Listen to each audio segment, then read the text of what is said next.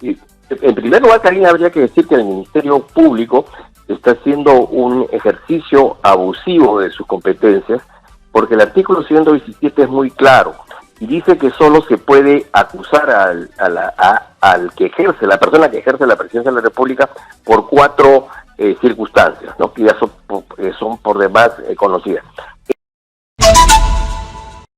Un gusto saludarla, Karina, mis respetos. Muchísimas gracias por estar aquí y atendernos. ¿Qué le parece esta designación? A decir del canciller Chialer, es un hombre ejemplar. Deberíamos estar hinchando el pecho todos en este momento por el señor Adriancén. Fíjese, Karina, para la prestación del servicio diplomático en el exterior se debe reunir alguna de estas algunos dos atributos: o ser miembro del cuerpo diplomático y tener la condición o calidad de embajador, o ser embajador político. Es decir, alguna de las posibilidades. La primera es que vaya con un encargo específico de esa naturaleza y se considere que es la persona apropiada para esa actividad. La segunda posibilidad es que tenga un vínculo, conexión ideológica o personal al lugar en donde se va a prestar servicio, y en consecuencia ese plus en específico se considera que el designado la tiene. Estos embajadores políticos corresponden a, digamos, no pueden superar el 10% y fundamentalmente es una decisión discrecional de la presidenta. O sea, la evaluación de su conveniencia o inconveniencia obviamente pasa por digamos, a una postulación por parte del presidente del Consejo de Ministros, ministro de Relaciones Exteriores, pero finalmente es una decisión de la presidenta de la República, ¿no? De acuerdo, pero usted ha estado en ese cargo.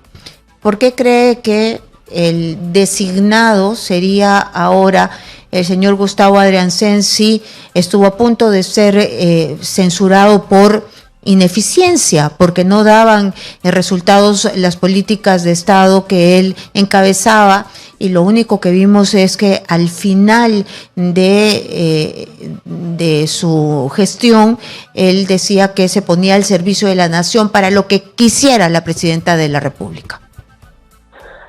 Primero permítame señalar que al inicio de este gobierno se produjo una azonada que generó en algunos sectores de la izquierda latinoamericana, la vinculada con el Grupo del Puebla, el socialismo del siglo XXI, encarnado en las figuras de Petro y AMLO en México, que de alguna manera llevaron al Perú a una pugnacidad en ese contexto. Entonces hubo una petición del presidente del Consejo de Ministros de esa época, el doctor Otárola, y fue un contingente que salió por distintos lugares. El propio Adriancén fue a Washington, el doctor Walter Gutiérrez a la OEA fue a la Embajada de España. En la OEA estuvo Adriancén y después lo reemplazó Hackanson. A la embajada del Perú en Estados Unidos, Aido Ferrero, que nombró ministro de Exteriores a González Olachea, que no era miembro del cuerpo diplomático, con la finalidad de bloquear, impedir y contrarrestar. En ese marco también participé yo, ¿no? Sí. Ahora, habría que conocer, situación que no está en mis manos, en conocer qué encargo político está llevando el señor Adriancén para cumplir a nombre del país, ¿no? Eso es lo que tendría que develarse. O sea, más allá del hecho que, por cierto, es una potestad de la presidenta de la República en su condición de responsable de la política exterior en exteriores para nombrar a alguien. Se supone que esto se lleva a cabo con una mentalidad. Eso es algo que no conocemos y que seguramente se develará en las próximas horas. Lo que llama la atención, y yo no sé si a usted le llama la atención, es que ministros que han sido censurados, llámese el ministro del Interior Santibáñez y ahora el señor Adrián Sen, que estuvo a punto de ser censurado, por eso se vio obligado a renunciar. Y estas censuras se dan en el marco de que no están a la altura del cargo, de que se pide a gritos de que salgan porque no han cumplido el mandato de reducir la pobreza, de reducir los índices de criminalidad, de Adrián Sen mismo, de estar desinformado totalmente de la matanza de Patás, y además de los índices tan altos de minería ilegal.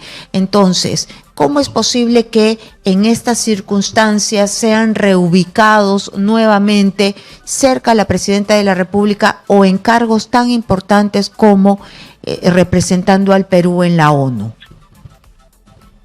En efecto, Karina, usted tiene razón en el sentido de que tanto el doctor Santibáñez como el doctor Adrián Sen han sido objeto de críticas, que en este caso han sido objetivas, es decir, de alguna manera, en el caso del doctor Adrián Sen, se ha cuestionado su capacidad para poder coordinar, digamos, tareas al interior del Poder Ejecutivo y ser realmente un portavoz adecuado para las circunstancias.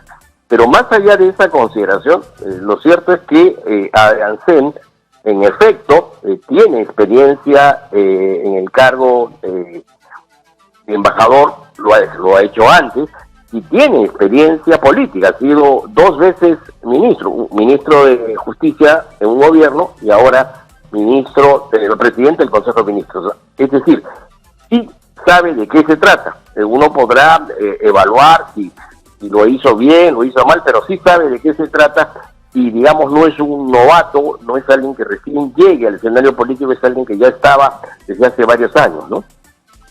De acuerdo, lo que sí causa este sinsabor, esta sensación no grata es de que fueron en su momento señalados por falta de eficiencia y ahora son recolocados. Pero pasemos de ese tema y me interesa hablar con usted porque ha sido presidente del Tribunal Constitucional, porque el día de ayer se dio a conocer que el Tribunal Constitucional ha ampliado la ejecución del fallo sobre el hacinamiento en penales hasta el 2030. Y este es un fallo que es sumamente importante, pero usted, ¿por qué cree que ha sido esta ampliación? Es decir, las valoraciones son porque no se ha podido llegar a la meta, no puede el país en realidad organizar de manera eficiente a los reos, a los prisioneros, a los que purgan cárcel en este momento en nuestro país, que es un problema de fondo?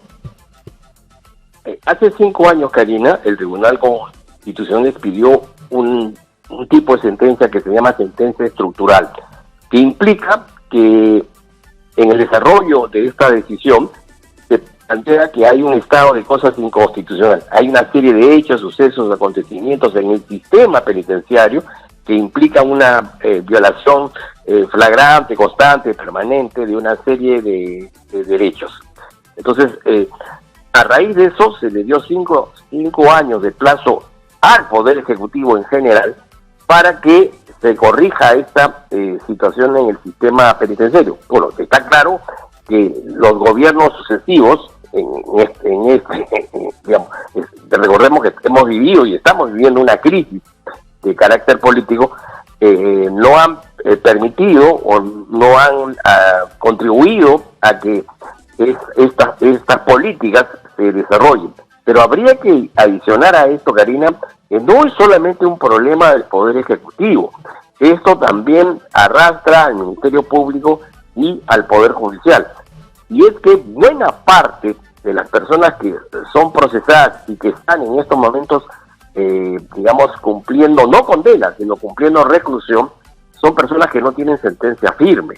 Entonces, hay aquí un problema de celeridad, de falta de eficiencia del sistema judicial para determinar si una persona supuestamente que ha cometido un delito grave es o no es responsable y si merece o no merece finalmente recibir permanecer en reclusión, ¿no? Entonces, esa es una parte importante. Lo es también el hecho de la necesidad desde hace buenos años de tener una mayor capacidad para reflexionar a las personas que son condenadas por delitos graves. No ha habido una política de construcción de penales después de Alan García.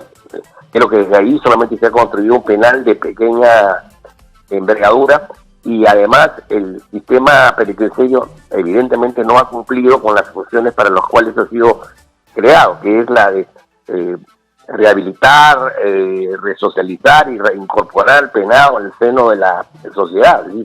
Evidentemente lo que sucede al contrario es las personas que llegan allí y ya han cometido un acto ilícito van a refinar sus conductas delictivas porque conviven en un medio en que no es posible, digamos, ningún proceso de resocialización, ¿no? Y bueno, este fallo de ampliación que amplía la ejecución del fallo sobre el hacinamiento pone algunas especificaciones para que esta vez sí se cumpla. ¿Hay alguna especie de sanción por no haberlo cumplido en el tiempo especificado? Usted ha hecho algo que es importante, Karina, señalar algo que es concreto. No se ha cumplido con el mandato del tribunal, es decir, se reconoce que se persiste, digamos, en esta anomalía, ¿no es cierto?, que afecta a derechos fundamentales, que incluso pone también en peligro de alguna manera la seguridad ciudadana. Pero, a diferencia del caso anterior, esta vez se ha establecido una cláusula que se entiende ese cumplimiento obligatorio en el sentido de que anualmente el Poder Ejecutivo deberá darle cuenta al tribunal de los avances, ¿no es cierto?, en la implementación de estas políticas que permitan tener un sistema penitenciario más digno, más honorable y que genere mayores garantías a los ciudadanos, ¿no? Cosa que ahora no se produce, pero se ha establecido ahora esta cláusula que anualmente el Poder Ejecutivo deberá dar cuenta de los avances en el cumplimiento de esta sentencia. De acuerdo. En el Tribunal Constitucional se ven una serie de elementos y además controversias, esa es la palabra. Ahora se está esperando que se defina hasta dónde puede llegar el Ministerio Público en las investigaciones a la Presidenta de la República. Y le pregunto esto porque quisiera saber cuál es su opinión, porque en los últimos días se ha visto que el Ministerio Público ha empezado o ha enviado al Congreso una serie de acusaciones constitucionales contra la Presidenta de la República, y esto ha sido tomado por la defensa de Dina Boluarte como una hasta persecución política. ¿Hay tiempos, plazos para que el Tribunal Constitucional defina hay tiempos para que defina su posición frente a esto que el Ministerio Público está en entredicho, pero fue planteado por el Ejecutivo? En primer lugar, Karina, habría que decir que el Ministerio Público está haciendo un ejercicio abusivo de sus competencias, porque el artículo 117 es muy claro y dice que solo se puede acusar al que ejerce, la persona que ejerce la presidencia de la República, por 4 circunstancias, ¿no?, que ya son por demás conocidas. En todos los demás casos se habilita la acusación constitucional y luego de ser el caso, por así permitirlo el Congreso o decidirlo el Congreso, el juzgamiento y el procesamiento a una persona al vencimiento del mandato, que será el 28 de julio del año 26. Es por ese motivo que el Congreso de la República ha archivado todas las denuncias que ha recibido, porque no está habilitada, digamos, la competencia para acusar constitucionalmente y levantarle el fuero al presidente. Y es importante la decisión del tribunal porque yo sí creo que se debe investigar, porque pueden existir resortes del poder que impidan, digamos, la recolección de datos, de información o de pesquisas que impidan luego acceder a la verdad. Entonces, sí se hace necesario, como lo sucedió con Castillo, que se investigue. El problema es que corresponde al Tribunal Constitucional señalar durante qué plazo, bajo qué reglas, bajo qué procedimientos, porque definitivamente la investigación preliminar hoy ha sido desvirtuada por acciones políticas del Ministerio Público. Entonces, ¿usted cree, ya que me ha dicho que por eso todas las investigaciones se están archivando, usted cree que este pedido del Ministerio Público para reabrir la investigación Rolex en el Congreso de la República está fuera del lugar? ¿No hay esta figura como tal? Total y absolutamente, Karina. ¿Por qué? Porque el Congreso de la República no puede habilitar la acusación constitucional fuera de los 4 delitos que se mencionan en el artículo 117. Si lo hiciera, violaría también la Constitución, ¿no? Además, hay una serie de otros temas. En muchas carpetas fiscales que están sujetas a la reserva de la investigación son de público dominio, de público conocimiento, ¿no? Lo cual evidentemente habla de alguna intencionalidad política sobre el tema. Entonces es bueno que va a ser bueno y correcto que finalmente el Tribunal Constitucional establezca finalmente las reglas y procedimientos que se deben seguir en esta investigación.